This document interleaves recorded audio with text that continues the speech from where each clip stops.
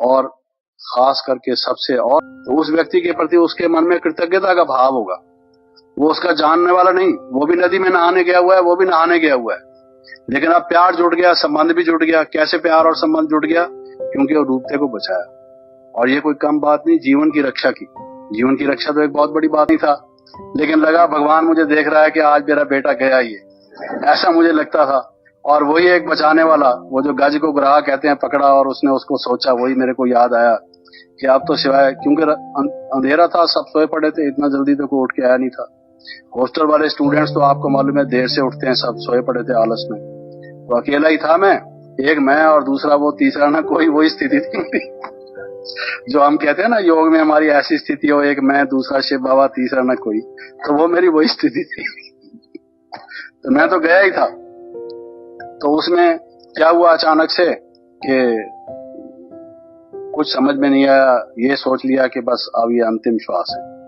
अचानक से क्या हुआ कि ऐसे मैंने किया, ऐसे किया तो इधर मैं हो गया।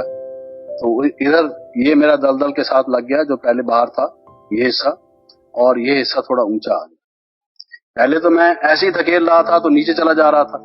अब जब मैंने ऐसे किया तो ये हिस्सा भी ऊपर आ गया और ये हिस्सा उसको टच करने लगा, और ये मैंने थोड़ा ऊंचा किया रखा कि ये गया तो फिर तो मैं सारा ही गया। तो अब मैंने समझा कि ये तरीका है निकलने का कि मैं ऐसे अगर सारा ऊपर आता जाऊंगा तो आता जाऊंगा। क्योंकि वो फिजिक्स में पढ़ाते हैं ना कि भाई सुई पानी में डूब जाती है, जहाज पानी में तैरता है। हालांकि वो लोहे का है, वो भी लोहे का, और वो इतना बड़ा है, वो तैरता क्यों है? और सुई छोटी सी है, वो डूबती क्यों है? क्योंकि जितने वेट को वो रिप्लेस करती है, वो फिजिक्स में बताते हैं ना सिद्धांत। उस वक्त तो वो फिजिक्स सारी गुम हो गई थी मेरी। क्योंकि होश ही नहीं थे, वो तो जान के लाले पड़ गए थे ना। ये तो अचानक से आप लोगों से मिलना होगा, बचना होगा, तो समझो कि ऐसे कोई ख्याल आया और उस तरफ मेरे पांव ऊपर हो गए। तो धीरे धीरे इस तरह से मैं हाथों को बाहर निकाला, ऐसे करता गया। तो बाई चांस वो हाथ, मैंने अभी तो दलदल की तरफ आया ही था, सूखा जगह भी नजदीक थी, हाथ तो कुदरती मेरे लंबे ही हैं थोड़े से। तो जब हाथ उधर किए, वो सूखी जगह थी, वहां तक पहुंचा, तो उसको वहां से जोर दे के धीरे धीरे इंच बाई इंच बाहर निकला। बाहर निकला, चप्पल तो अंदर ही रह गया था, लोटा भी अंदर ही रह गया था। और मैं सारा लथपथ हुआ सिर्फ यहाँ तक, बाकी तो सारा मेरा लथपथ हुआ था। तो वहां जब हॉस्टल में गया, क्योंकि काफी टाइम हो गया था, 1.5 घंटा मुझे निकलने में लग गया। तो वहां जब गया, सबने समझा भूत आ गया कोई हॉस्टल में, क्योंकि उठ चुके थे सब देख के भागे। अभी क्योंकि पूरी रोशनी थी नहीं, थोड़ी थोड़ी लाइट किसी ने ऑन कर रखी थी। सब लोग समझेंगे भूत कहां से आ गया। हाँ जी, ये तो बाद में लोगों को मालूम पड़ा। खैर, कहने का भाव ये है कि वो जो दलदल में डूब रहा हो, जीवन के जिसके लाले पड़े हों, वो मुझे तो किसने निकाला, मैं तो यही समझता हूँ कि बाबा ने ही मेरी मदद की।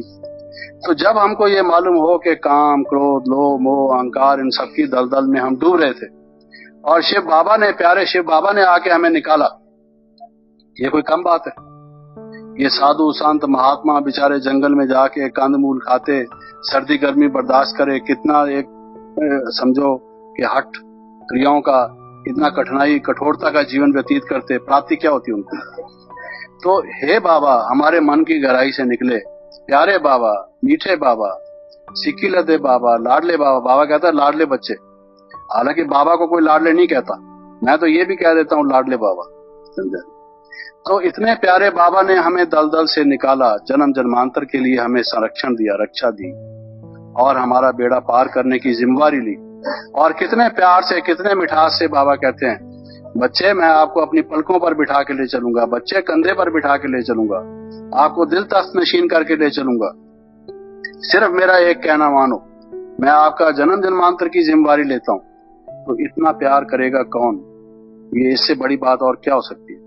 तो हमारे तो एक रोंगटे खड़े हो जाने चाहिए कि ऐसा बाप हमें मिला, ना हमारे मन में था, ना हमारे चित्त में था, हम में से किसी ने सोचा भी नहीं था।